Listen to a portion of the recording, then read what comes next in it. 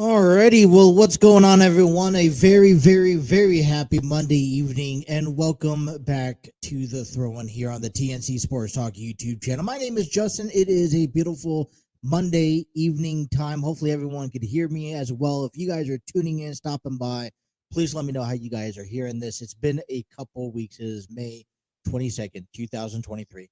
With that being said, I want to go on and, honestly, I want to give you guys, the fans, the audience, a sincere apology for the absence for my appearance the last couple of weeks. The last show I actually did was on May the 8th, I believe, which was a Monday. It was about 2 weeks ago. And I'm going to tell you this. I think a good friend of mine over there at the Armchair Booking Wrestling Podcast, who just uploaded a new episode not too long ago, and they've been really busy the last couple of weeks, which is exciting because they got a lot of content, a lot of wrestling content.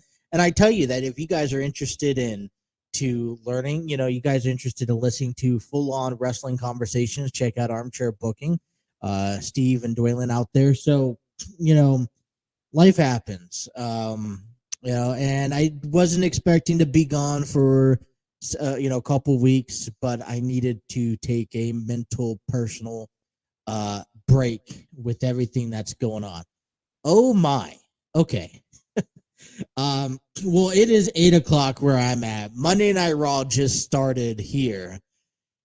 And Cody Rhodes was entering the building while Brock Lesnar decides to attack him out of nowhere. They open up Raw this way, and a spitting image of what we saw, I think what I've seen about, about 20 years? Not 20 years. I think that's too much. 17 years ago, where Brock Lesnar ended up throwing a keg into Cody Rhodes' arm, who his arm was up against the sliding gate that they have. Reminded me instantly of The Undertaker, where Brock Lesnar did the same thing to Undertaker to a cage, and that led into a feud where they used a cast and whatnot. That's very interesting. Anyways, we're live here, but we got Raw on in the background, and we'll definitely talk about Raw as the next 2 hours progress. But we got to cover up on sports. And like I mentioned, I apologize for the absence over the last few weeks because I think a mental breakdown, recoup, rejuvenate myself to come on here. There was just a lot of energy that wasn't felt to come on here. So I think I needed a break. It feels good. It feels good to get back out here, and I'm excited to get back out here. So let me start off the show tonight by asking you guys, what do you guys want to talk about? I have a list of handful of things that we could talk about.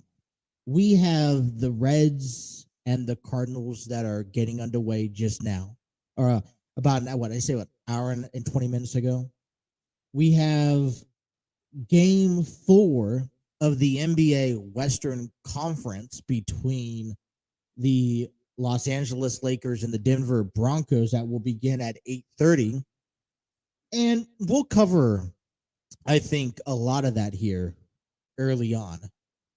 But then we have Stanley Cup playoffs as Carolina is on the road. They're down 0-2 in the series against Florida, and that's just getting underway tonight. So we got some sports going on tonight. So this is it's been a couple weeks. I have a couple of different directions that I want to go down, and maybe a score update with you guys on where things are at. If I could pull it up here real quick. As of right now, score update wise, for the Cincinnati Reds, they are currently leading the St. Louis Cardinals, which they began a 4-game series tonight. 4-3, they're in the top of the 5th inning. And boy, I gotta tell you, it was a tough pill to swallow, dropping a series to the New York Yankees. And I would honestly to say that the Reds, they've been dropping in the last couple of series. They've won 1 of the last 7. So my thing is that the last 2 weeks, I felt that the Reds have been playing 500 baseball. And last weekend, when the Yankees came into town, and although it wasn't a sight to remember or to be joyful about, I still believe it was an exciting time, right, to come out and to have those, what you want to call it, to have the fans come out. It was a good crowd. I felt it was a really good crowd. City Connect uniforms, which I think were amazing. I really enjoyed them. So I feel like it was a really well weekend to say, in Cincinnati. And a matter of fact, yesterday, Angelo Dawkins, Montez Ford, the Street Profits, showed up. And a matter of fact, this is what they were actually doing an interview. So I actually took this opening segment here and wanted to give us what they talked about and everything. So here's the 3.5-minute interview that Peacock did yesterday with Angelo Dawkins and Montez Ford. Benson swings and misses to start the 5th inning, and you never know who Ahmed Fareed's going to bump into walking around the ballpark. Ahmed? Brendan, cooler by association. We are with the Street Profits, 3-time WWE Tag Team Champions.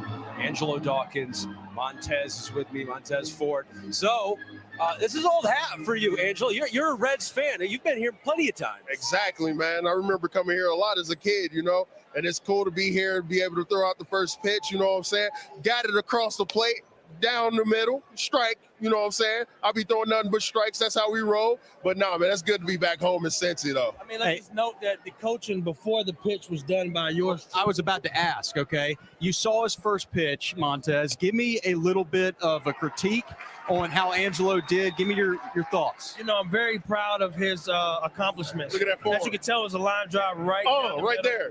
It was a lot of practice before this pitch, and I'm very proud with his efforts. And as you can know, he's a champion. And speaking of champions, this weekend, Saturday, live on NBC and Peacock. Oh, yeah. 1 p.m. Eastern Standard Time. It is Night of Champions. Night of Champions. And you need to tune in. If you don't have a subscription, what are you doing? Go on and get it. Go on and get it. Go on and tune in. So if Gordon and I were to show up in Saudi Arabia, all right, how would you plan to defeat the two?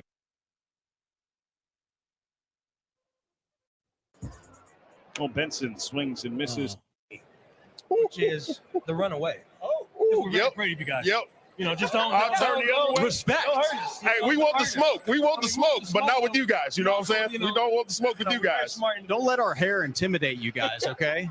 Very strong and fierce, I'm going to be honest with you. These guys, Brendan, we've been watching them the past couple innings here. They're nonstop taking pictures, selfies. The fans are gravitating to the WWE superstars. How do you guys like that? Oh, man, it's fun, especially to be in the hometown of Cincinnati, the great city in Cincinnati, and all the fans show love and, show them appreciation that they're big fans of us, and we want to give it back to them, you know what I'm saying? Take pictures, sign autographs, kick it with the homies, you know what I'm saying? They are part of the fam, too, you know what I'm saying? Everybody, every fan here is a part of the fam. Yes, the Undisputed Tag Team Championships, actually. That's in our future, okay? We are being known to be in, as you can tell. Thank you, guys. We've been known to be the greatest tag team of all time, and as you can see, there's no other tag teams here throwing the first pitch. Right. This is our second first pitch in the last 3 weeks. Yep. Cubs game, now the Reds game. Yes, sir. Don't see anybody else doing Making history around here, you know what I'm saying? That's what the Prophets do. We make history, you know what I'm saying? All right, guys. Well, this interview has been good for my ego. I know that my hair now intimidates some people. It has not been good for the Reds, though. A couple of strikeouts here in the first couple batters of this inning. So, Brendan, Alrighty, well, I mean that kind of concludes and wraps up the fun fairy tale. I just think it is pretty cool when you get talent, right? You get cross worlds, right? When NFL players going out to support the local the baseball team, baseball supporting hockey and basketball, then wrestling. Wrestling is a universal world out there, and just to be able to show that hey, they came down and they supported the Reds, and they threw out the first pitch and took part in the festivities of City Connect weekend for the Cincinnati Reds, although they did lose and they got swept by the New York Yankees. And we'll talk about that. We'll definitely talk about that here tonight. Want to talk about Raw, which is currently going on as we speak. As I mentioned to you at the beginning of the program, we had Brock Lesnar ambushing Cody Rhodes as he was entering the building. Ended up taking out his left arm with throwing a keg at it, smashing it with a keg that was up against one of those spirals. And I guess right now we're going to see, tonight, hey, we have a couple of things going on tonight. And one of the, things that we're looking forward to is, seeing Becky Lynch and Trish Stratus signing their contract, as well as seeing who the mystery partner is that will be teaming up with Kevin Owens and Sami Zayn tonight to take on Imperium in a 6-man tag match. Now, right now, there's Matt Riddle, but there could be some, I don't know. Is it Matt Riddle? I mean, am I even satisfied with Matt Riddle? I don't know. I'll talk more about that. We're just getting started here on the Monday evening. I know it's a definitely much later time frame from us doing anything, but we're gonna have fun. It's been a couple of weeks.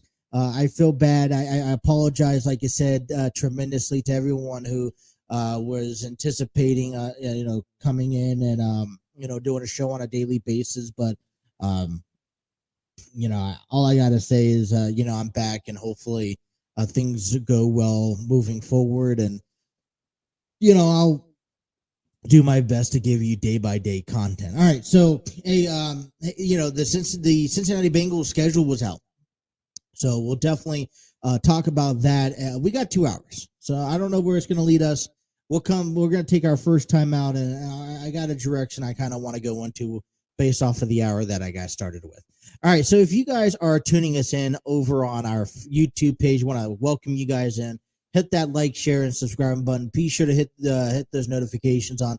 Don't miss a single episode of the program. If you guys are tuning us in on our Facebook page or Twitter page, we thank you. We welcome you. We invite you to hit that like button, share with a friend, and all that fun stuff. And then, you want to get into the comments. I want to hear what you guys have to say about these topics and these stories. Tune us in. Hey, head on over to our YouTube page and check us out, and leave comments down below. Definitely read them on our program this evening. And if you guys are listening to audio platforms, hey, thank you so much. Without you guys, none of this is possible. All right, let's take the first time out of the day. When we come on back, we'll get you a little bit of NBA, get you guys ready for the Lakers and Nuggets game forward tonight. You guys are listening to The Throw-In here on the TNC Sports Talk YouTube channel.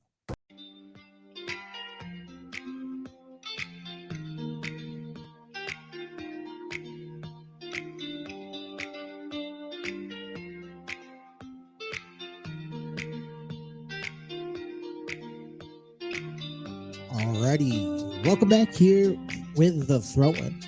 I hope everyone had themselves a nice weekend. I know I did.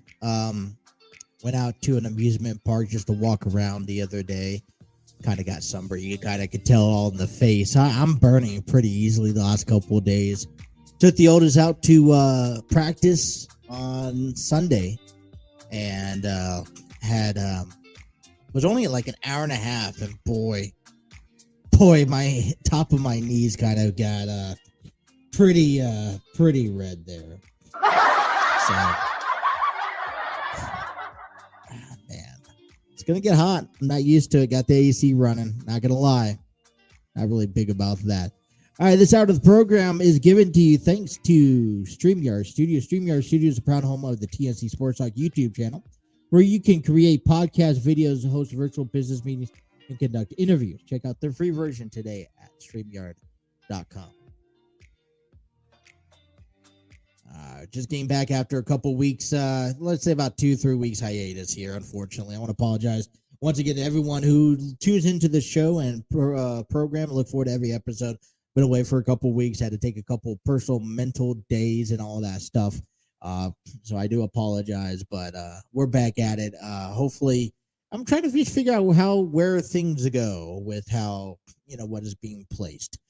So kind of some updates. I know it's later in the evening, but hey, we got some Stanley Cup playoff going up tonight as the Carolina Hurricanes taking on the Florida Panthers, just getting underway here a few moments ago. Florida is up 2-0 in the series as they are in the conference championship round. Yesterday, the Dallas Stars fell short to the Golden Knights 3-2 as Golden Knights extend their lead to 2-0. I believe they'll be playing tomorrow, if I'm not mistaken. So that's NHL for you. We also got some NBA going on. Last night, the Boston Celtics fell short to the Miami Heat, 128-102. Miami Heat jumps up to a 3-0 win over Boston. As tonight, in about just a few minutes, getting ready to tip off on ESPN, we have the Lakers, who are 0-3 against the Denver Nuggets, heading into Game 4 tonight. I think it's going to be a pretty interesting one. If you've asked me, quite frankly, if if between these two matchups, who would you be more impressed with? Who would you be more surprised with? I would say more surprised of the Boston Celtics being down 3-0 against the Miami Heat. Boston's one of those teams who I feel like it has been there. I think one of the struggles that Boston has had for themselves has been I'm going to say they put themselves in this position. Just like the first two series of the playoffs for them, they have put themselves in the positions to take it to Game 7 when they didn't need to. And I feel like that's the downfall for the Boston Celtics. Is that, like I said, they put themselves in the position to go to Game 7. They put themselves in the position to be down 3-0 against Miami Heat. And I really don't personally believe nor feel like this should be the scenario. So I'm a bit surprised to see Boston down 0-3 against Miami.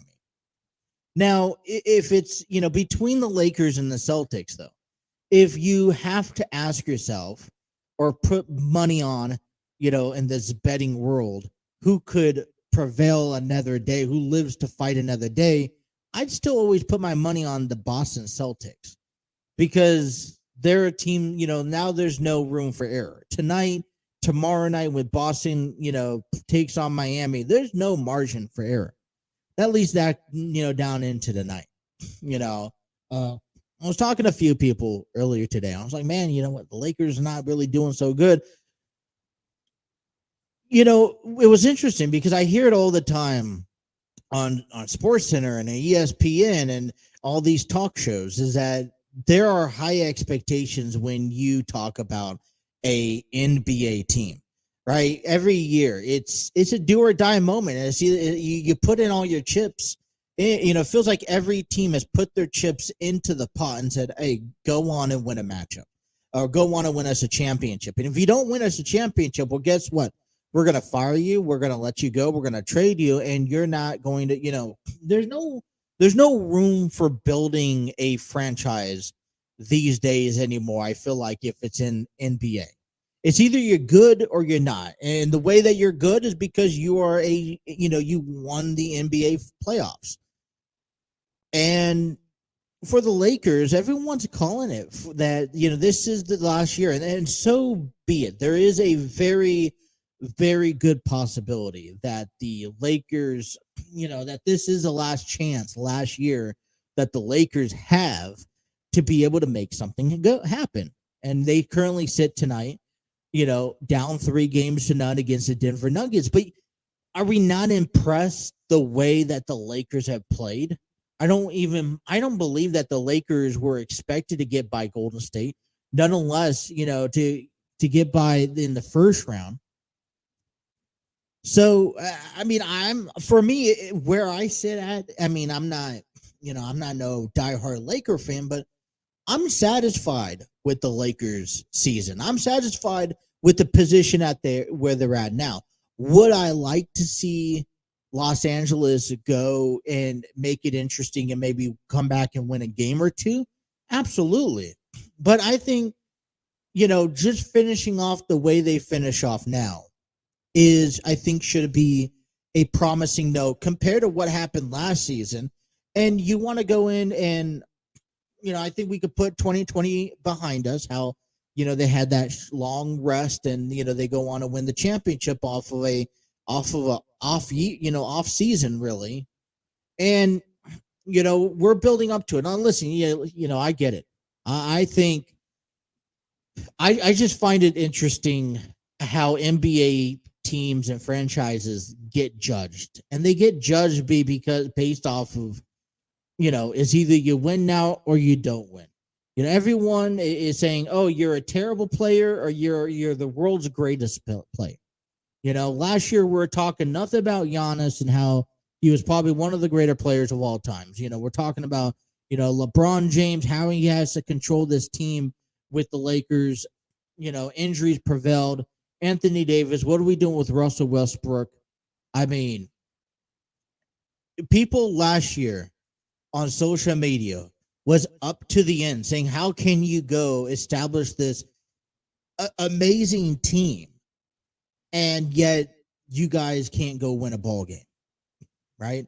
I knock on, my table for this instance, but kind of images, it's just like, I think I relate it to every sport, basketball to baseball to football.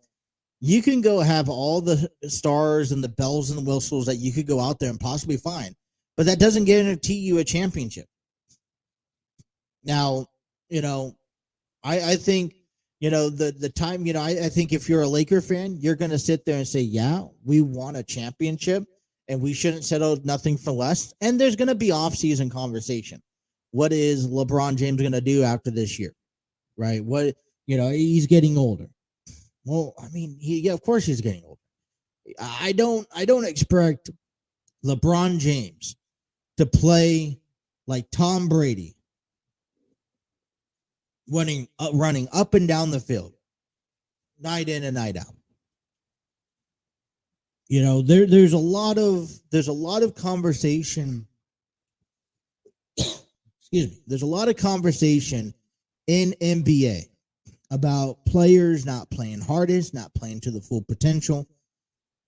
But there's a strategy that NBA franchises have taken over the last few years, several years, as a matter of fact, that is definitely different than how you played back in the 80s and 90s. And one thing that I've noticed, because I don't necessarily go into great detail about the NBA and the statistics and what I've seen. But one thing that I have noticed a lot, the difference between the regular season and the and the playoffs is that you will normally see maybe 20, 25, possibly even 30 minutes of playing time when it comes down to a lot of these athletes. You get to playoff season, you're doubling them instantly. So I don't know. I'm satisfied if the Lakers lose tonight.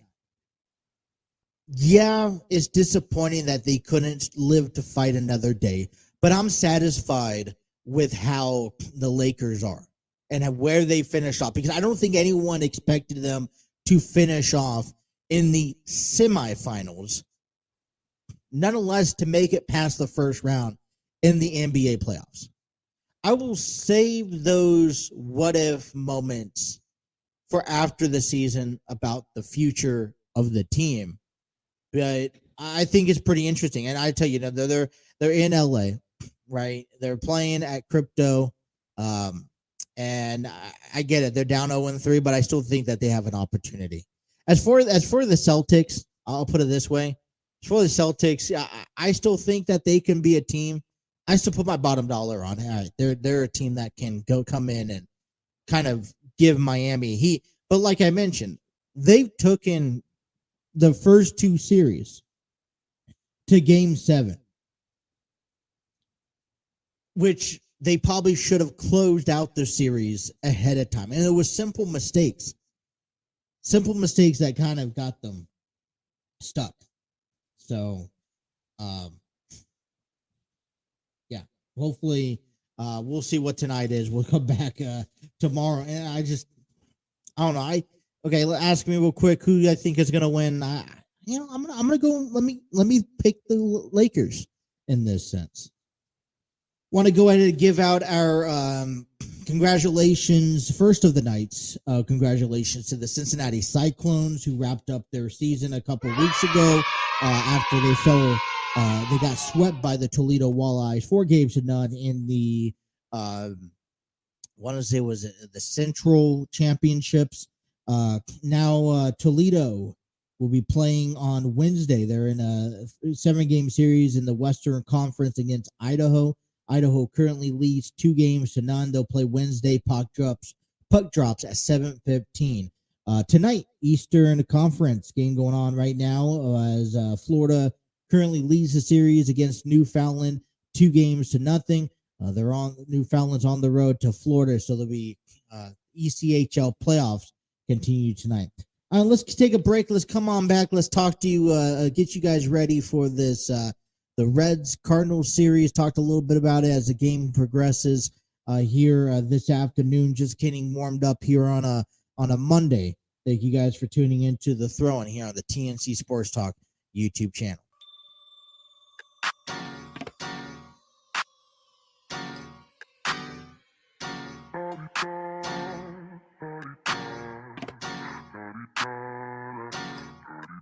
Get out the way. Who got a watch? Who got the time? I'm racing the clock. Even in my feelings, grind don't stop. Got big dreams, want bigger rocks. I got plans, you got talk. That is real cheap, but it's really gonna cost. I'm trying to get these ends. Building buyers with my friends. Cincinnati Reds are currently in a game right now. 5-4. They're leading over the St. Louis Cardinals in the midst of the 6th inning. Welcome back here to the Throw-In. They begin in the 4-game series tonight at Grand America Ballpark. The Reds come in tonight's ball game 19-27. Last place in the NL Central as the St. Louis Cardinals are 21-27. So, man, it's a tough right now. If you're the Reds, you don't really want to be falling behind, and this is an opportunity that just things sit behind. It was a tough weekend. I mean, there was exciting things that happened this weekend, and so I didn't go to the game, and I tell you, I kind of wish I went to the game. Had a really good crowd. I think expected to have a good crowd when you have the Yankees come into town. I mean, but it was a tough series. If you're the Redlegs, and you guys, if you're Cincinnati, this was kind of a motivating weekend. I know it wasn't too great out on the road in Colorado, but it was one of those weekends where it could have done a lot. Last year we took 2 of 3, I believe, against New York. Thought things could have went. It could have went either way. New York, I give a lot of credit. They bounced back after a rough start. So much as their upcoming opponents in the St. Louis Cardinals. St. Louis Cardinals, remember, they were down in last place 2 weeks ago when we had this when we talked last, did a program, and they've gone on to an 8-2 run over the last 10 games. They're 21-27, 5 games back in first place in the Milwaukee Brewers, and the Cincinnati Reds right now, they have the second worst record in the National League, sitting at 19-27. They begin a 4-game series against the Cardinals. Tonight so far, Jordan Montgomery 2 for 6, 4.21 ERA. Brandon Williamson's coming up. Hasn't recorded a win or loss. He's entered play. 1.59 ERA, Great American Ballpark side. I mean, I thought it was, this is going to be exciting series, because I really feel like, the Reds have made some impressive changes. And so I'm excited to see what the Reds had over the weekend. The Cincinnati Reds got swept by the Yankees. The Cardinals took the series against the Dodgers at home, 3-1. Tampa Bay took a 2-1 over a 3-game series against Milwaukee. Chicago Cubs lost 1-2 over Philadelphia, and then Arizona 2-1 over Pittsburgh. So other than St. Louis winning, all of the rest of the division has kind of been all over the place over the weekend. It's what keeps it's what keeps us invested in saying, all right, hey, here we can keep on doing this. So I'm, I don't know. Don't hit the panic button for me quite yet. I think that's what I say. Like I say, here's the schedule. Here's the standings as of today. Milwaukee 25-21 entering today. Pittsburgh is 24-22. St. Louis Cardinals bumped up to 21-27. Chicago 20-26, 5 games out of first, and then 6 games out of first is the Cincinnati Reds, who's been on a 4-6 stretch the last 10 games. Coming up here this series tonight, we currently have one other divisional game going on, and that will be the Texas Rangers and the Pittsburgh Pirates. And currently, right now in that game, Pittsburgh is leading 6-1 in the top of the 8th inning. After 6, the Reds right now are out front 5-4. So hopefully, we're looking for a nice, fun series, 4-game series that will take us through the week before the weekend begins. Something that we probably want to address here. All right, we noticed that there has been change, but something particularly happened on Friday night. The Yankee series was fun. First of all, Aaron Boone comes back into town. It's been a while. Second of all, we get to see, I believe, I like it when a manager is fighting for things, for his team. And right now, hopefully, I know that the Yankee series didn't go quite well, but I hope that this is a motivation standpoint after Bell gets ejected Friday night. And he gets ejected because of the Yankees pitcher, Clark Smith. All right. Clark Smith apparently goes out in the 5th inning. New York is leading 1-0. Third base umpire, Nestor Sija. I apologize if I butchered his last name. Sija, I believe. He checked Smith's hand for foreign substance. And it appeared that something was on the back of his wrist. of his left glove hand. The 4 umpires get together, convened, and basically sent Smith down to the clubhouse to wash his hands.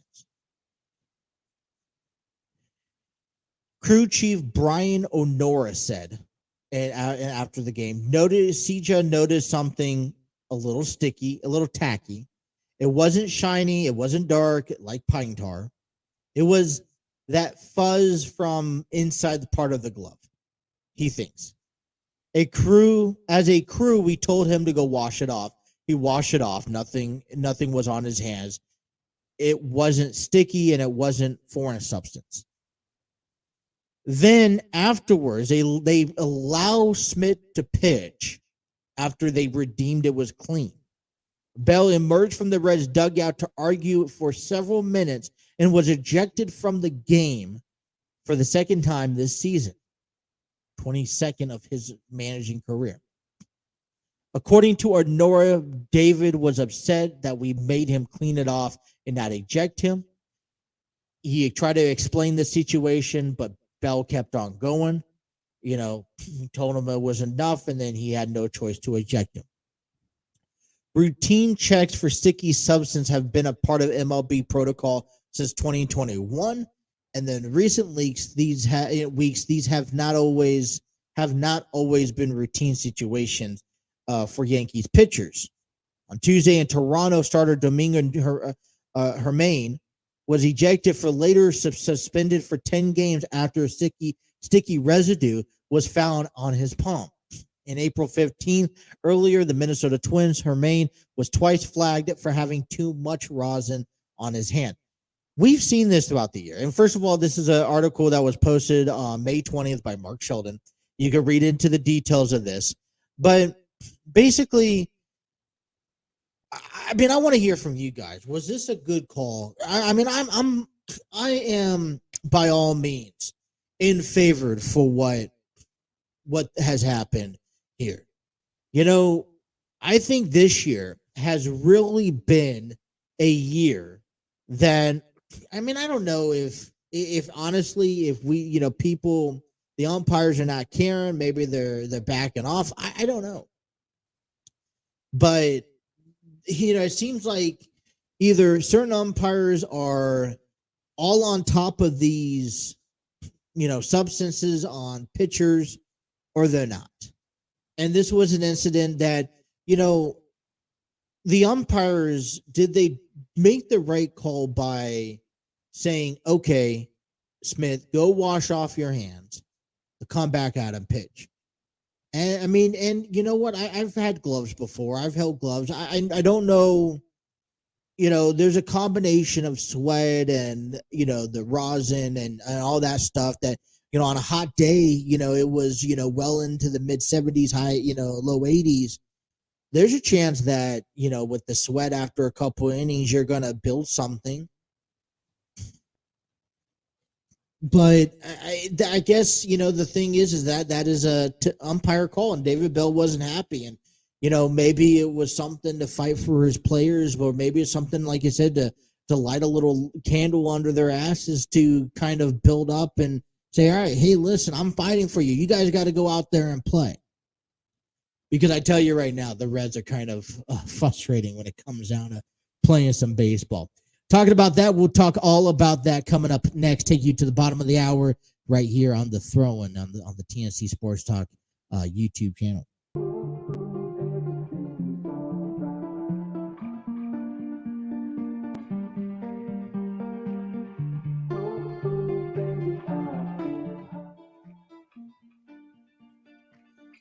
Alrighty, bottom half of hour number 1 is coming your way. We got to talk about this, you guys. Cincinnati Reds. All right. They're officially through the first quarter of the season. They're 19-27. What do you guys think so far? Are the Reds something to get behind on or anything like that? Or are we giving up on the season already? They're starting to make some changes. And we got to talk all about that, and we will. Bottom half of the hour coming up here after this quick break.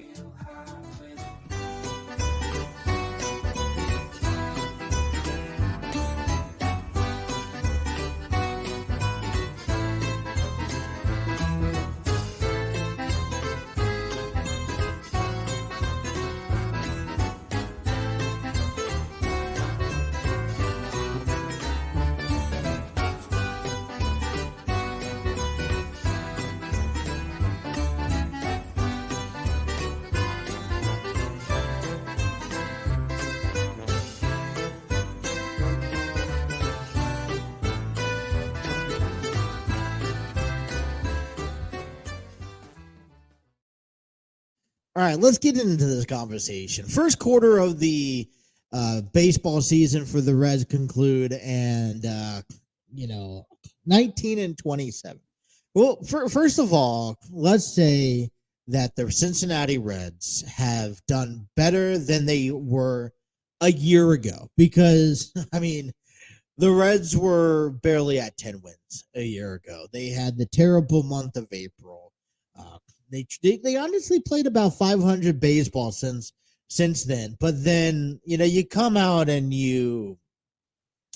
this year, and we know that the expectations were much different, and we have to expect that. We also need to still remind us that this is a building team, and there was definitely some frustrating moments this year so far in the first quarter that, I guess, for me, didn't quite sit well. So a lot of people in this case is asking, okay, so how long are we taking? Because we have a bunch of young guys expected to be called up throughout the course of this year.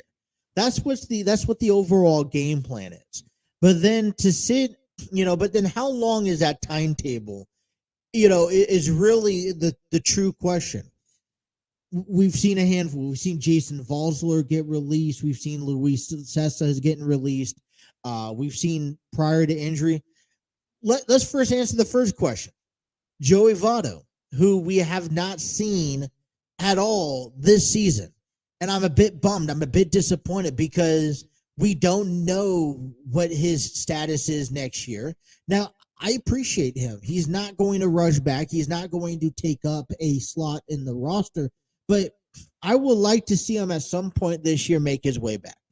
Now, if you're asking me an honest opinion, a fan opinionated, criteria about the status of Joey Votto, I will sit here and tell you that I'd recommend, if he's not back by the All-Star break, all right, that gives you another 2.5 months or a month and a half, in the sense, a month and a half. If he's not back by the All-Star break, then I say maybe, just maybe, it's time to cut ties and say, hey, it's nice having you for the last night, however many seasons.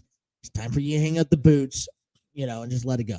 Because right now, what I'm seeing is the Reds develop. All right, I'm finding new life in Nick Senzel at third base. I'm seeing Spencer Steer. He's not the best, at first base, but he's trying. So is Tyler Stevenson. So is Will Myers. So, I'm seeing the Reds work around, and it hasn't been easy. I mean, right? It hasn't been easy. To kick off the season, it was the bullpen, right? And then it became, once the bullpen, you thought bullpen kind of figured itself around the offensive power. And then on top of that, we're seeing, what do you want to say? The starting rotation. So I feel like this is the endless cycle. Right now, today, if you're asking me where the Reds are struggling, I will tell you that the Reds are struggling offensive power. I mean, I was looking through the numbers, before tonight's program, in comparison over the number, over everything that, over the Yankee series. And honestly, you expect a rotation to give up 4 to 5 runs. I mean, let me pull it off here again. Here. The Yankee series alone, Ben Lively went 5 2/3 of an inning, giving up 7 hits, only allowing 2 runs to score in his outing. He gave up 1 home run, walked 1, 8 strikeouts. So you're telling me the other 4 runs were given up by the bullpen. Okay. But the Reds only scored in 2 runs. They had 6 hits, no home runs, 8 total bases, 1 error. All right, let's get down to the next one. Saturday's game. Luke Weaver goes 4 1/3 of an inning, giving up 8 hits, giving up 4 runs. Isn't that not what's average? 2 home runs. He allowed 1 home run, but he struck out 4. So the other 3 runs was given by the pitchers, by the bullpen. And then game 3 on Sunday, Hunter Green went 7 innings. He gives up all 4 runs. And they used one other pitcher out of the bullpen. He was lights out and Herget, right? Struck out 10, walked 3, giving up 2 home runs. So they used a total of 10 pitchers over the weekend. Pitchers only gave up a total of 3 plus 4, that's 7 runs. That's all what Saturday gave. So that's 10 runs that the starting pitcher gave up.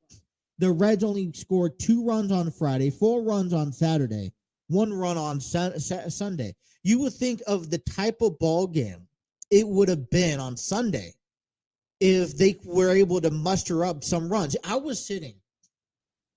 I took my oldest to practice on Sunday, and I saw the game on Peacock. I tuned into a little bit. I had a family, one of my, daughter's, players, their family, mother and son, was sitting next to us. And as soon as they sat down, he was like, well, she was like, yeah, Gleyber Torres hit a home run.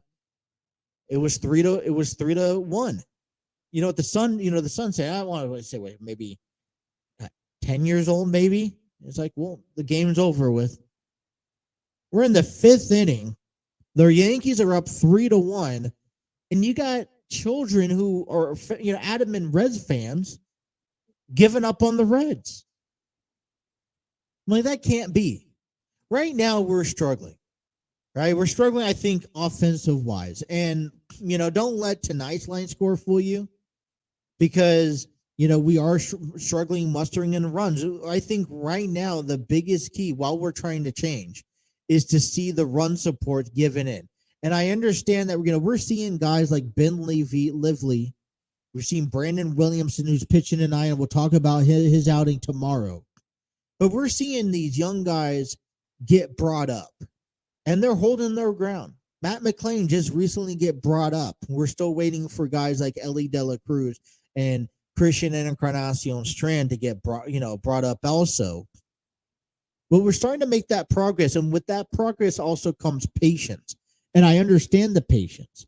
But right now, it seems like we can never have all 3 categories on the click for, just being stable enough, which is, I think, is a bit frustrating as a Reds fan to have to deal with that.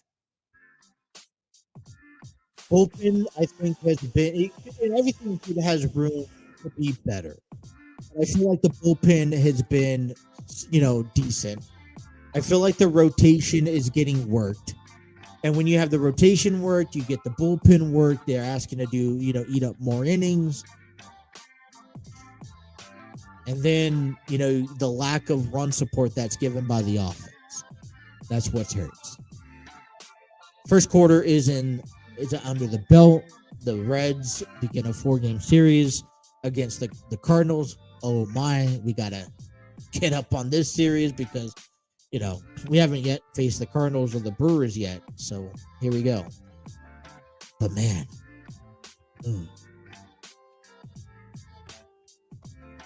we know that this was going to be a tough season. We knew how bad it was going to be.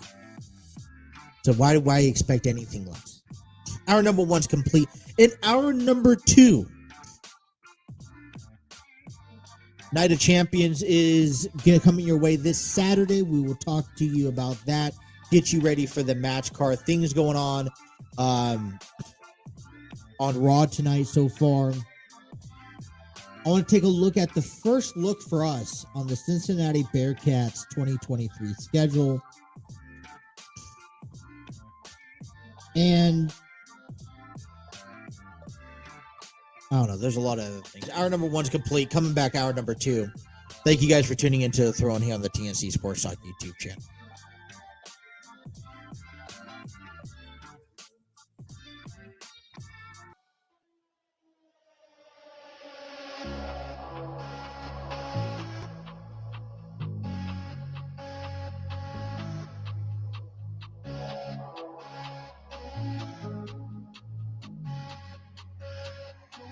I guess I think always young, younger.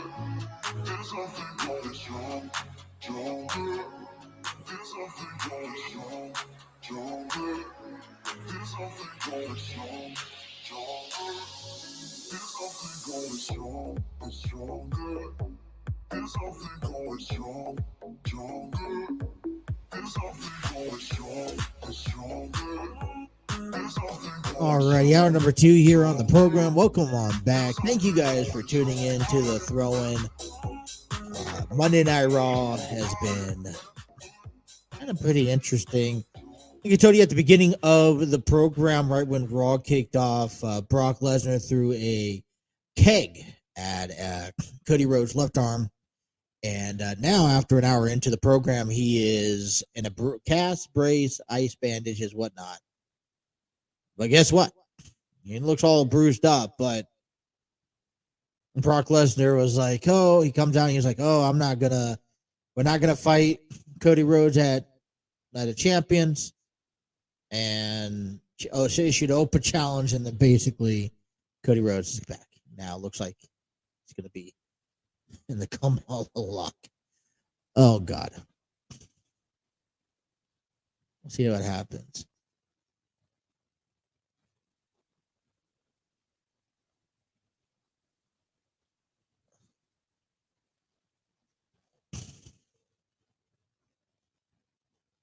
Oh, I'm just... We'll see what happens. Cody Rhodes and Brock Lesnar are set to have a rematch from Backlash after Cody Rhodes beat Brock Lesnar.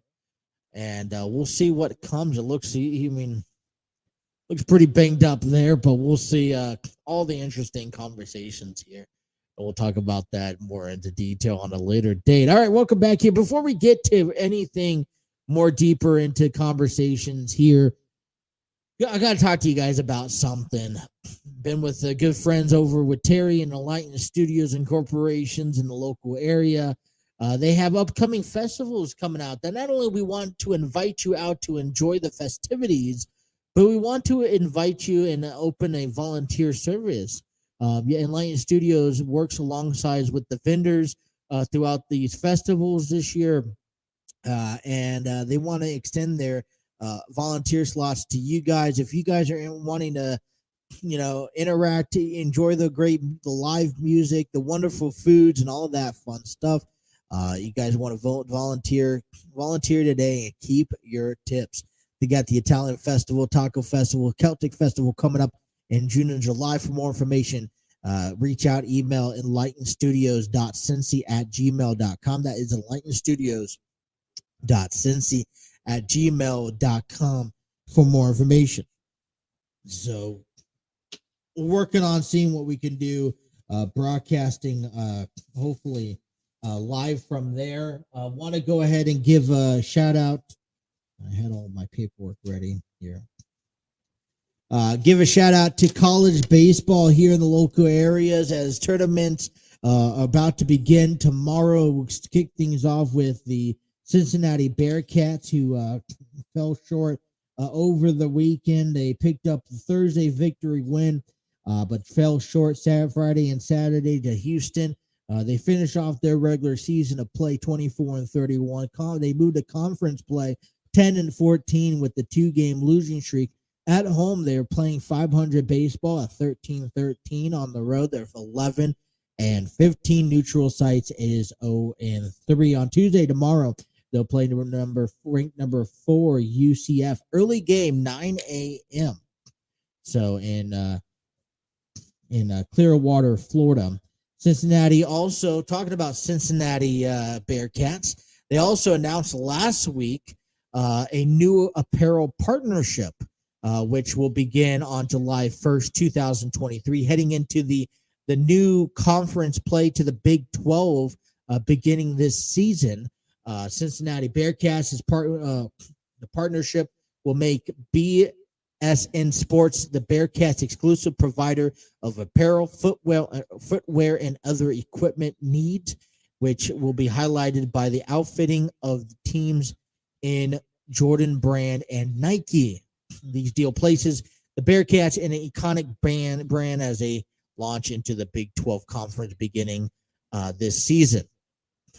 According to the athletic director, John Cunningham, this is a monumental moment for our more than 450 students / athletes and our entire athletic department. It was important for us to have the stability in our apparel provider for years to come and to have a partner solidified as we join the Big 12 this summer. To many of our fans, Jordan Brand represents the quintessential jerseys of one of the top stretches in the history of Cincinnati basketball, while Nike has proved to be the driving force in athletes' apparel innovation for decades.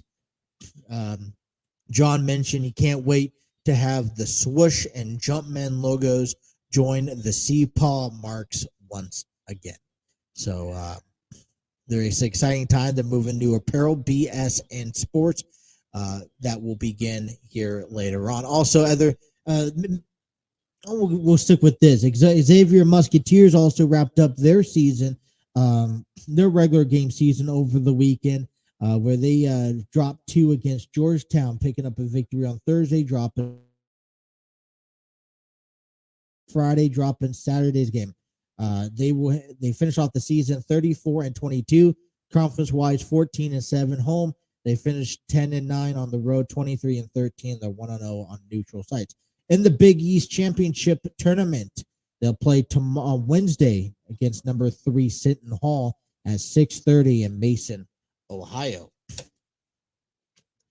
Other news going around, Carmelo Anthony was reported today that he is going to be retiring, announces his retirement after 19 NBA seasons. Anthony, known as one of the top scorers in league history, as he struggled in recent years and did not play this past season.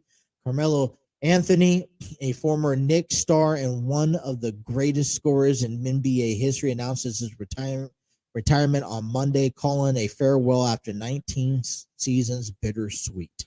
Anthony is 38 years old, last played in April 2022 as a reserve for the Los Angeles Lakers, and spent the final few seasons of his career more limited roles. He goes on to say, now the time has come for me to say goodbye to the court where I made my name, to the game that gave me purpose and pride. Anthony is said in a glossily produced video posted on social media networks on Monday. The video introduced career highlights with the song "All That I Got Is You" by Ghostface Killah, featuring Mary J. Blige in the background. So congratulations to his career. You guys could check the video out on Twitter, on Carmelo Anthony's Twitter page. And there we go.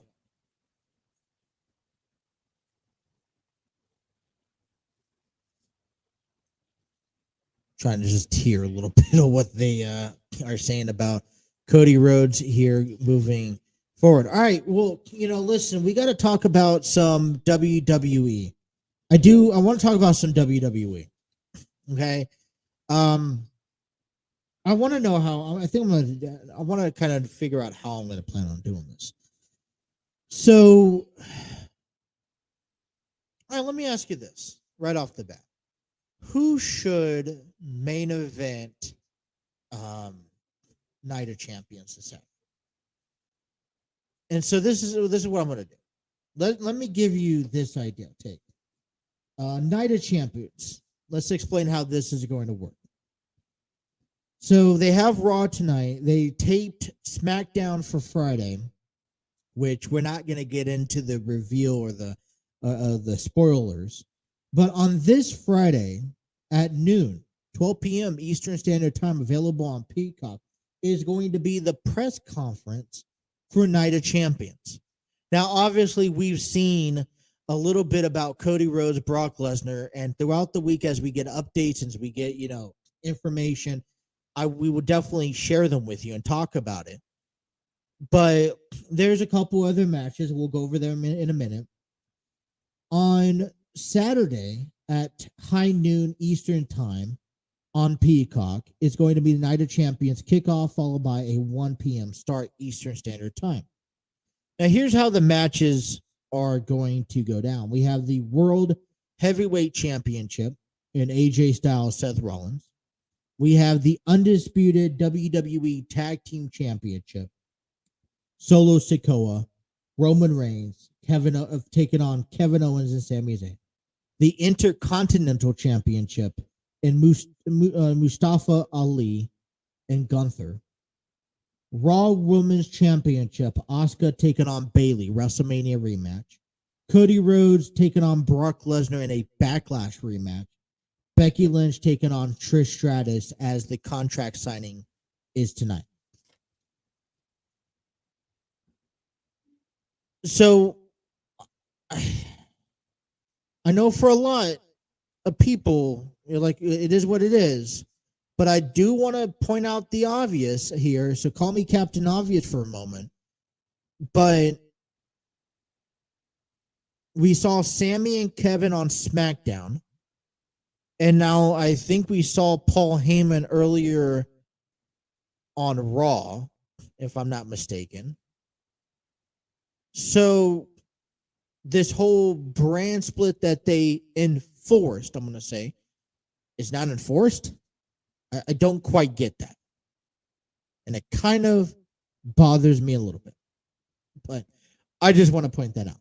We're going to cut to a break. But I got to ask you guys. Main event. There's 3 matches that could be a main event. We'll talk about them after our upcoming break. You guys are listening to the Throw-In here in hour number 2 on the TNC Sports Talk YouTube channel.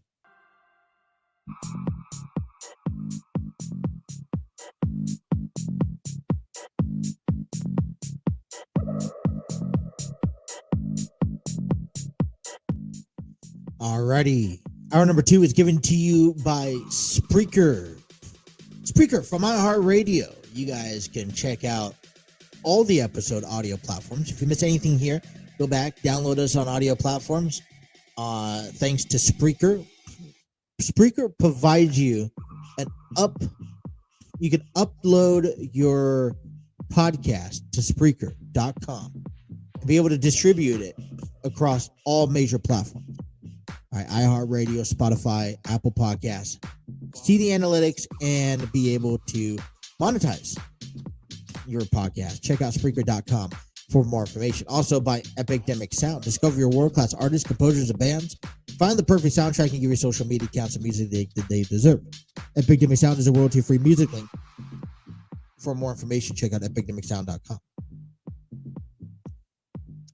I got to talk about the what do we think the main event matches will be coming up here right after this quick ad.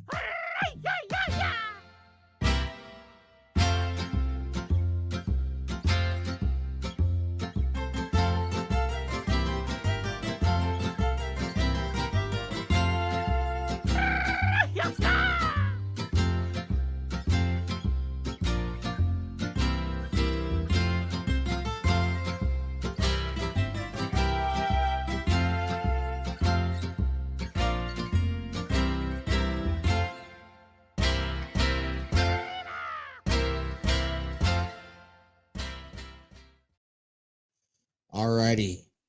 Who should main event Night of Champions? Well, back at Backlash, we saw Cody Rhodes and Brock Lesnar.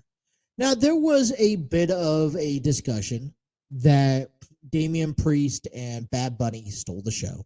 And that they could have and probably should have main evented Backlash. But what I liked so much about what WWE did at Backlash and how they put it all together is that they gave Puerto Rico their fan favorite moment in the middle of the show. Now, I said this a couple weeks ago, and I'll testify.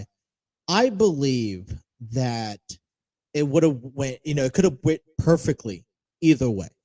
But I personally like Cody Rhodes and Brock Lesnar to finish off the show. Because what you end up doing was wrapping the show back to WWE. If you would have main evented Bad Bunny and you main evented Damian Priest in this matter, you kind of left it all out in Puerto Rico, taking nothing back at home. But you basically, you started off the show how you needed to start it off. You bring it to, you give the fans what they came to see and what they wanted to see. And then you bring it back to the storytelling of what WWE's been saying. So I really liked it. Now, Cody Rhodes and Brock Lesnar, their story is long from done. And we're seeing more unfold here on Raw tonight, where everything that's Brock Lesnar's done and trying to get updates throughout the night. They're doing a lot. They're really sugarcoating the feud between Cody and Brock. I'll tell you that. And I like it. I mean, it keeps them away from that championship that needs to happen, right? So they make my list as one of the matches at main event. But because of the main eventing backlash, I think, in my opinion, they don't. As a matter of fact, in my opinion, if this match is still to happen in Saudi Arabia, which I don't believe why it can't, this should kick off the show. And after everything they're putting into it tonight, there shouldn't be no reason why it doesn't kick off the show. You want to kick off, it's like if you bought the WWE 2K video game and you're playing My GM, you want the hard-hitting match. And the hard-hitting match right now is that Cody Rhodes and Brock Lesnar. And it was actually up until this moment, because I would honestly say a second match that could kick off the show, who could also main event the show, is the undisputed WWE Tag Team Champions in Solo Sikoa, Roman Reigns taking on Sami Zayn and Kevin Owens. And I say that because that could be a main event match. We haven't seen Roman Reigns really in action since WrestleMania, and the Tribal Chief. There's a lot of pieces going on. And if you're not main eventing, you could also start the show. Now, I mean, Paul Heyman said this the best several years ago, matter of fact, says, hey, if we're not going to main event and close out the show, you might as well start out the show. I personally believe that Cody and Brock should start the show off. Now, this leads me to this. The World Heavyweight Championship. The program is called Night of Champions, right?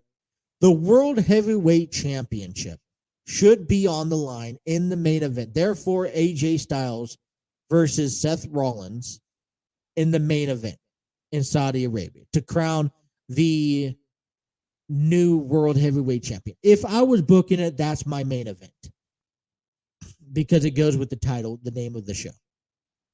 Now, I can see the WWE throwing the Bloodline taking on Sammy and KO for the tag team titles. But I honestly feel like this storyline, which we'll get down a little bit more later throughout the week, but this storyline has now taken a step back. It's been for the first 3 months of the year, maybe 4 months of the year, it's been the front and center of WWE, and there's no other feud that was possibly capable of being even as close to touching them as as big as they were. I'm going to say that they've taken a step back. And what I like is that you're highlighting a lot of talent. And that's what's great about this brand split. With that being said, I believe that this is a mid-card match. And it's going to be interesting because it will be interesting to see how they put this card together, because Tribal Chief, you have the face of the company in Roman Reigns still not main eventing a premium live, which doesn't normally happen. But I just don't see how you can not have that World Heavyweight Championship be the main event I would honestly, there's different directions I go. What I would honestly, after watching Raw, because I really thought maybe Cody and Brock could go after after the tag team match. But if you're really like, I don't know how that, like I said, we'll talk about this next week. But I would say throw the tag team titles match first, and then throw Cody and Brock. But at the same time, Cody and Brock is right now everything that's happening tonight on Raw, which I'm not going to spoil it. You got to go back and watch it. I've already talked enough about it. But everything that's happened so far, Cody and Brock should definitely lead things off. I'm actually convinced. I'm convinced that Cody and Brock should lead things off because of the fact that everything that's taking place tonight on Raw. And this is the only thing I will tell you is that Brock ambushed Cody as he was entering the building to kick off Raw. Brock, it threw a keg at Cody's left arm that was up against the gate, the cage gate, which reminded me instantly of what happened with Brock and The Undertaker years ago. Brock comes out, says that with the damage that he caused Cody, he will not be facing him at Night of Champions. Therefore, an open challenge. Cody comes out and Brock continues his beatdown and continues to focus on that arm. And it's kind of been a chaotic scene on Raw. So like I said, if I'm booking the show, I'm booking Cody and Brock tonight. Like I said, it's over the tag team match. But I would also have the World Heavyweight Championship. That's just me. All right, so let's go down this list. And I'm not going to cover the entire list here. And this is the match card for Night of Champions. I'm not going to cover the entire match card. But we're talking about Solo and Roman and this tag team match. Now, this is all started because the Usos wanted one more chance, saying that, hey, you give me a title match at Night of Champions, and we will not let you guys down. Roman says, hey, the Bloodline's going to get another chance, but by the hands of us. We're going to take matters in our own hands, and both Roman and Solo is going to walk in there and walk out as champion.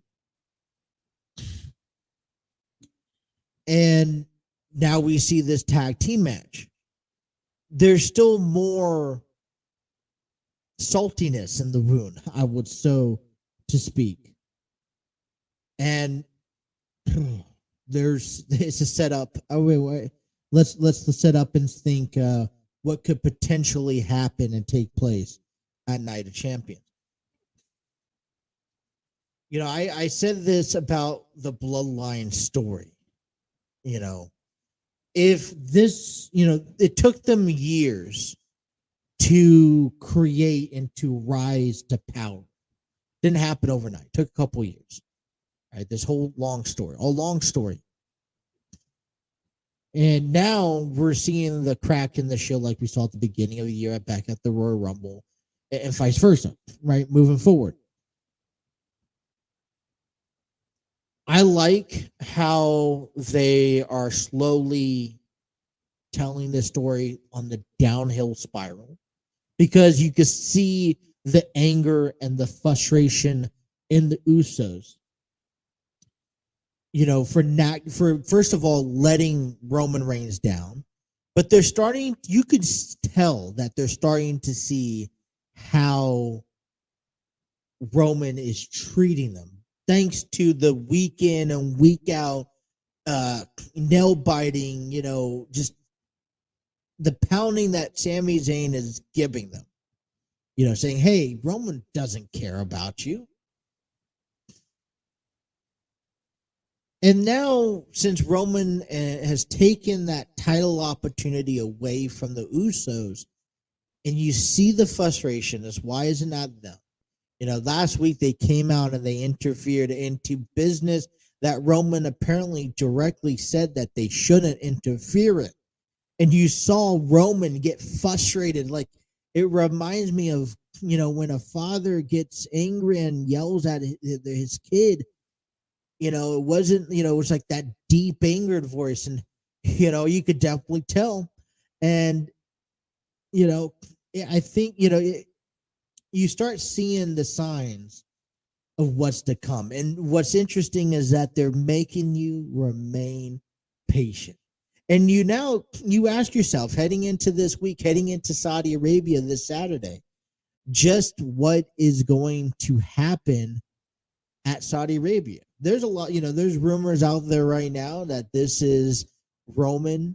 This is the Usos are going to come out and cost them the titles. And that could very well be so. But there's a lot of turmoil. And I'm going to go back around to saying this. Let's not rush. As a matter of fact, if we could wait it out, I would love to see a lot of this go forth and go down to not even SummerSlam, but to Survivor Series.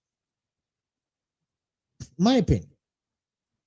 But a lot of turmoil there. We have a lot more to talk about when it comes down to Night of Champions and the match card that is set to be placed.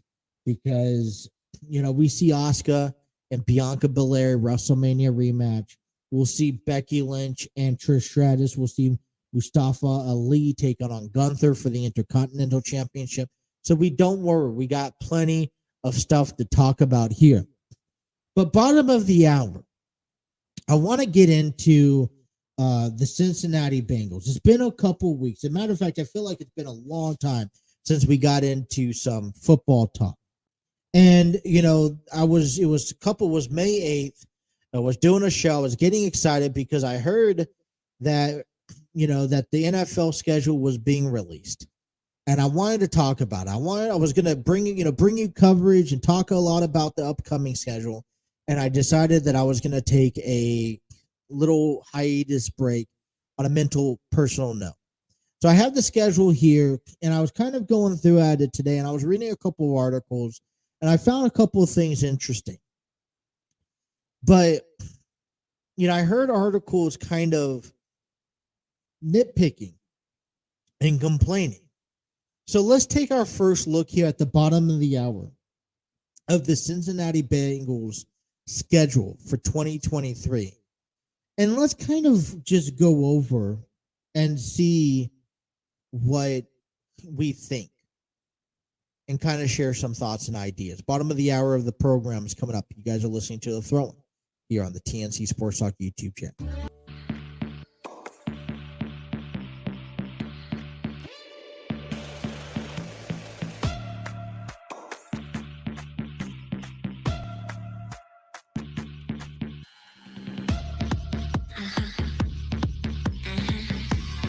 Alrighty, welcome on back here to the throw-in bottom half of hour number 2 coming up, and I got to tell you, it's been a while. Couple weeks definitely being out of the program, kind of getting back into the swing of things. I tried out a new couple of commercial break concepts that, for me, I guess it didn't quite work out as well as I hoped, as I planned. So, not going to get too much into that. Change it back returning up. We'll be back tomorrow afternoon. I got a lot of things I got to do. Be running around all day. So I'm going to, as soon as I hop off on this show, upload it to Spreaker and just start getting ready for tomorrow's program. Now, tomorrow night, a different direction. And like I said, I'm finding myself back into the swing and mix. So I appreciate your guys' patience if the first couple of days doesn't come out as we plan, as we want to. But moving forward here and how things go. So the Cincinnati Bengals regular season schedule was released. They're going to have three preseason games. The first game is going to be against the Green Bay Packers, then in Atlanta, and then in Washington. Now, okay, so I don't know if there was an error in this. Okay, but when I looked at the schedule for game 3 of the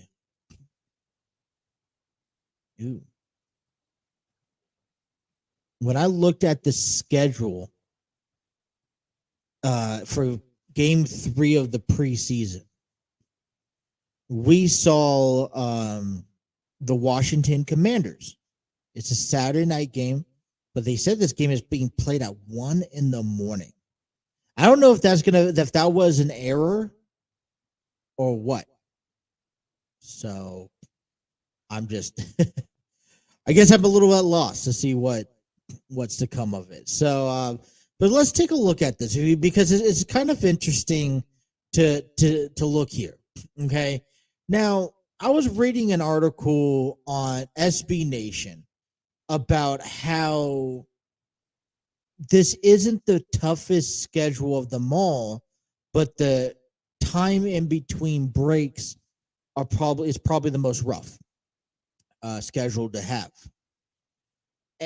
So I'm gonna look into this, and I was like, all right, what are we talking about? So we have to remember, I think, a few things when it comes down to the Cincinnati Bengals. And the first thing that I need people to remember is we wanted this, no? I mean, aren't we not a team, a championship team like we have proclaimed we are going to be? I mean, I look at the schedule, and let me look with me here. I'm looking at the schedule, and we kick things off against Cleveland, and then home to Baltimore, and then we're going to go on and take on. The other 3 weeks, I don't know how Tennessee is going to be. I don't know how Arizona is going to be. I feel like Los Angeles. I don't know how they're going to be yet. I can't predict that. I'm looking at Seattle Seahawks, maybe a challenge. Tennessee could be a challenge. The Rams, but they were at home. The first 7 weeks, I don't see a problem. San Francisco has their issues with quarterbacks, so that could be an issue. We don't know about that. The first true test, in my ultimate belief, is going to be September 17th against Baltimore. And then, if I'm not mistaken, we're going to have a Monday Night Football game against the Los Angeles Rams. And then when we're in San Francisco on the October 29th, okay, and then we have a Sunday night game on November 5th, back-to-back tough games, okay. Houston, I don't think of anything. In Baltimore, against Pittsburgh, okay. Jacksonville, okay. Pittsburgh, Kansas City, Cleveland, all right. I don't know what we're talking about here. Tough schedule? No. Are there going to be some good games? Of course. I mean, I'm looking at the schedule here on my end, okay? And just look at this for a quiet second. So let me see what I'm thinking. I see two back-to-back division games. And I see back-to-back in September, the first 2 games of the season. And, we really don't know how Deshaun Watson's going to be. We really don't know. This is the year for Deshaun Watson. And this is a year where he's going to have to prove himself, right? Because he's going to have to prove himself, in my opinion.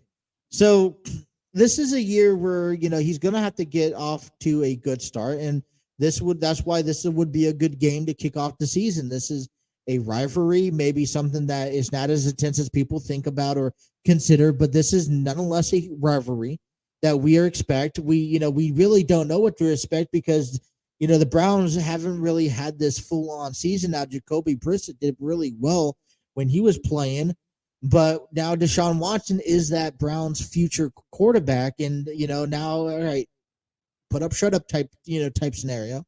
And then we head home to face on the Ravens, and I feel like this is going to be the first true battle because, Lamar Jackson just got done signing that contract extension. You got Odell Beckham. You just got Zay Flowers in the draft. I mean, they're more of a completed team, and they know the direction that they're moving towards here on out. Coming up next is the Rams, and that's going to be a Monday night game. It's at home. Now, the Rams is practically the same team they were a few years ago. They're practically the same team they were last year. They had to eat up a lot of draft picks, but the reason why they were where they're at last year was because of injuries that consumed them. No one expected the Seahawks to be an exciting team to look at. But yet again, no one, they could have still been the team back there. So as I'm looking at this, the first 3 weeks, I feel confident. We have a couple good games.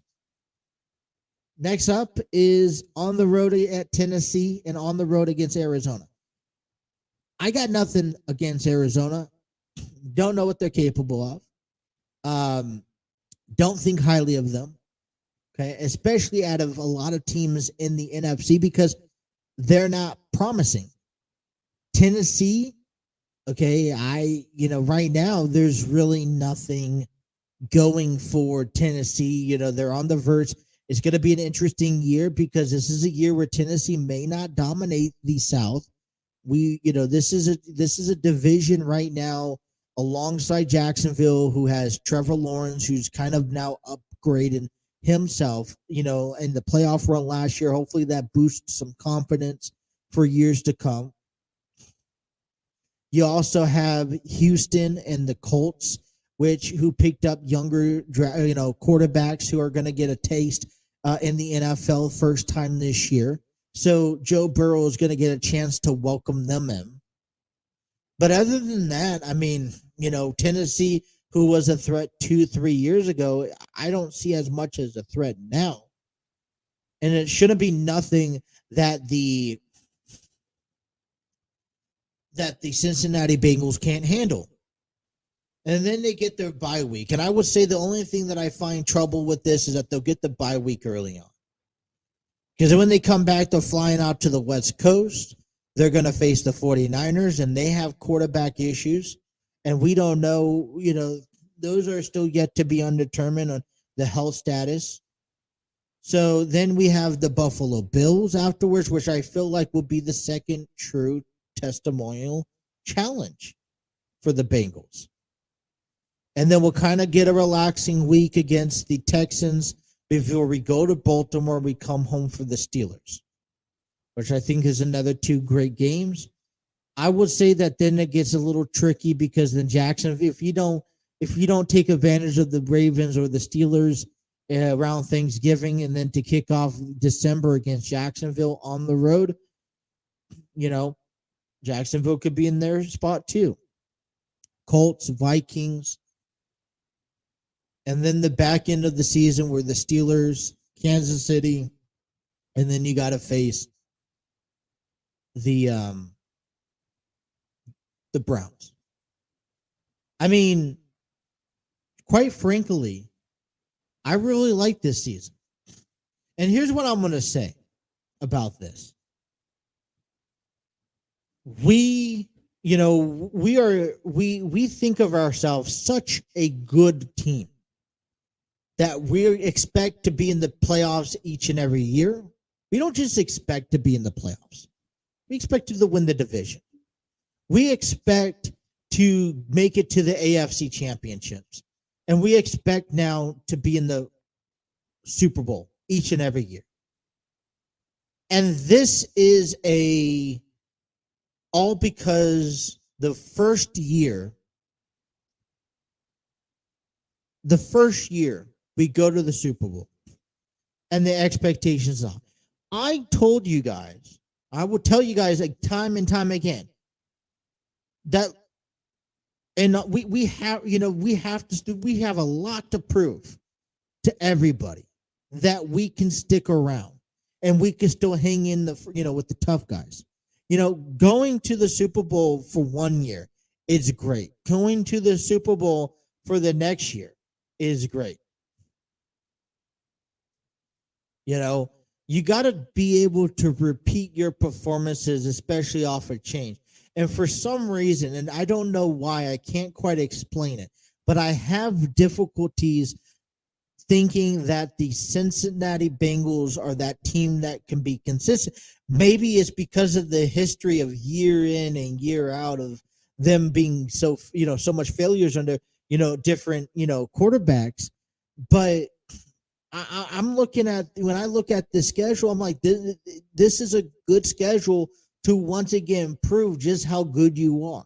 And now, since everything is established in Baltimore, and we still have more to see, we have still yet to see what can come out of Kenny Pickett in Pittsburgh and Deshaun Watson in Cleveland.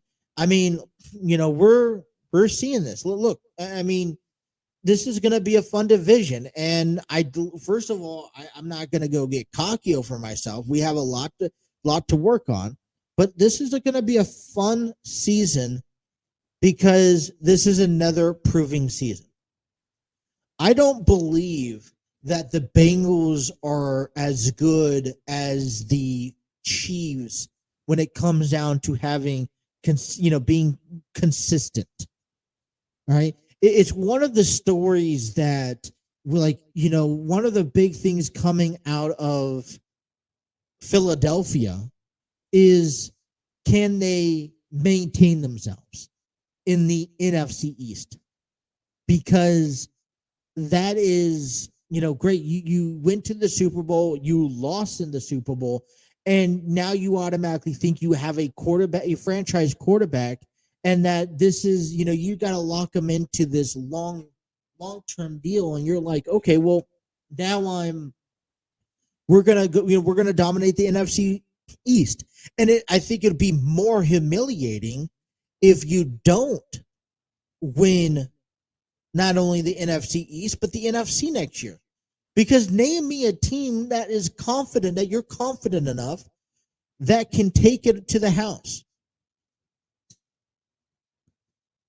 I lack to find one, and that's something that I think that's going to be a project we should be looking at throughout the summertime, is to see if there is a team in the NFC period that you feel confident enough that you like their chances. I'm thinking of, if Trey Lance is healthy, you see Brock Purdy can make some sort of comeback this season. I see the San Francisco 49ers in contingency. I see Jordan Love. This is going to be the first true year that Jordan Love is going to be able to display his talent. So he, Green Bay makes things interesting. Dak Prescott, Daniel Jones in New York. That East is probably going to be the best division that you can watch this year. But we look into, everywhere else, and I don't see nothing. I mean, I see Derek Carr going over to New Orleans. Does that mean, are the Saints a better team? Is it going to be Tampa Bay? So AFC is where it's at. And we've seen it. And I think, honestly, the AFC North is going to be where it's at this year. Possibly the East with Josh Allen and Aaron Rodgers now going to face each other not once but twice. The good news is that Joe Burrow doesn't have to face Aaron Rodgers. And that I think that's yet again another question. I mean, I know I'm personally, if there's a team that I'm feared of the Baltimore Ravens right now. Because, we've seen so little last season due to injuries. And the Ravens could work one of two ways. Lamar Jackson could be healthy as a horse, take his team and contend to an AFC North championship. Or he could be injured and that could keep on playing a role and, being that player that he was a year ago. But the one thing that scares me is that there's no contract right now that lingers in between the relationship between Baltimore and Lamar Jackson. That's why it's so terrifying. You know that the Pittsburgh Steelers and Mike Tomlin always thrive and fight. He hasn't had a losing season as of yet. The Pittsburgh Steelers have always been a tough opponent no matter who's been at the plate or who's representing them at quarterback. They're going to be tough to beat this year. Deshaun Watson, we knew how good Deshaun Watson was in, with Houston. We're going to figure out if Cleveland finally made themselves a good deal. Among the division alone, that's it. That's what? 6 games in 6 weeks? 4 of those games are spread out in the back half of the year, right? And then we'll see teams like, like I said, I'm bypassing against Tennessee. I don't want to underestimate Seattle. Maybe that's a good challenge, first half of the year. San Francisco, Buffalo, okay. Jacksonville, I'll throw in there. And then Kansas City, about 4 or 5 other teams. And then they mentioned, we have a Monday night game, a Sunday night game against Buffalo. We have a Thursday night, Monday night, and then a Saturday's game. We have a game yet to be dated. But let's not mention, is the schedule, the timings really an issue? Because I don't see it.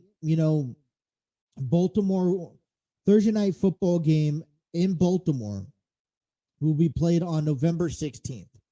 And then a week later, you'll have 10 days to rest because then they face the Pittsburgh Steelers at home. The week before that, you'll face the Texans at home at 1 p.m. So I feel like the Bengals should have the advantage of that, right? You have one on September 25th, Monday Night Football game against the Ravens, and you face the Titans. So I just don't quite, I think the only question is that you'll get 10 days between the Ravens and the Steelers on Thanksgiving week. And then you'll get Jacksonville another 10 days after that, because then you get, it's a Monday Night Football game. That's it. But I think there's going to be a lot more said to this when it comes down to what are the Bengals having to do to put themselves in good positions. And I think it comes down to say that it's obvious. You got to win the games that you need to win. Cardinals is a must-win game.